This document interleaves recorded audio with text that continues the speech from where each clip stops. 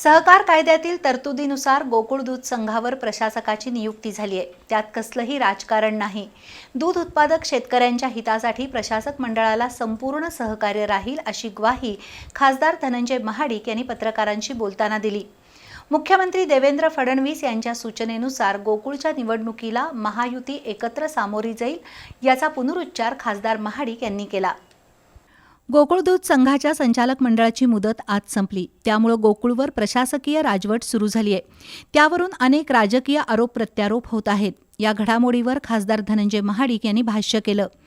नेत्यांमध्ये होत असलेल्या आरोप प्रत्यारोपावर आपण बोलणार नाही, पण मुख्यमंत्री देवेंद्र फडणवीस यांच्या सूचनेनुसार गोकुळच्या निवडणुकीला महायुती म्हणून सर्वजण एकत्रपणे सामोरं जाऊ असं खासदार महाडिक यांनी स्पष्ट केलं। सगळ्यांनी कोणत्याही परिस्थितीत निवडणुकीला महायुती म्हणून सामोरं जायचं हा निर्णय त्या ठिकाणी झालेला आहे। जिल्ह्यामध्ये आज जे काही चालू आहे ते वैयक्तिक आपापल्या पातळीवर जिथं त्या संस्थांच्या अडचणी आहेत त्या किंवा त्यांच्यासाठी न्याय मिळाला पाहिजे ही भूमिका दोन्ही बाजूच्या नेत्यांची आहे। त्यामुळे त्याच्यावर फारसं बोलण्याची आता आवश्यकता नाही आहे। सहकार कायद्यातील तरतुदीनुसार गोकुळवर प्रशासक मंडळाची नियुक्ती झाली आहे, त्यात गैर काहीच नाही, तसंच राजकारणही नाही। दूध उत्पादक शेतकऱ्यांच्या हितासाठी प्रशासक मंडळाला संपूर्ण सहकार्य राहील असंही खासदार धनंजय महाडिक यांनी स्पष्ट केलं।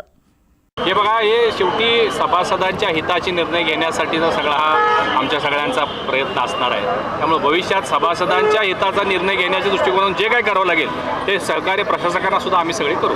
नामदार हसन मुश्रीफ आणि आमदार शिवाजी पाटील यांच्यातील आरोप प्रत्यारोपावर खासदार महाडिक यांनी कोणतंही भाष्य केलं नाही, पण नामदार मुश्रीफ हे महायुतीतील प्रमुख घटक असल्याचं खासदार महाडिक यांनी सांगितलं। तसंच काहीही झालं तरी गोकुळवर यापुढे महायुतीचीच सत्ता येईल असा विश्वासही खासदार महाडिक यांनी व्यक्त केला। आम्ही सगळेच गुलाल लावणार आहोत। आता या महायुती म्हणून लढल्यानंतर सगळे संचालक महायुतीची निवडून येतील, सगळेच आम्ही गुलालामध्ये राहू। राष्ट्रवादी पक्ष, शिवसेना आणि भाजप आम्ही महायुती म्हणून राज्यात ज्या पद्धतीनं काम करतो त्याच पद्धतीनं आम्ही जिल्ह्यातही काम करतो। जिल्ह्यातल्या सगळ्या सत्ता आता महायुतीच्या ताब्यामध्ये, त्याच पद्धतीनं पुढे जाण्याचा आदेश मुख्यमंत्री महोदयांनी दिलेला आहे। त्यानुसारच आम्ही पुढची प्रक्रिया करू।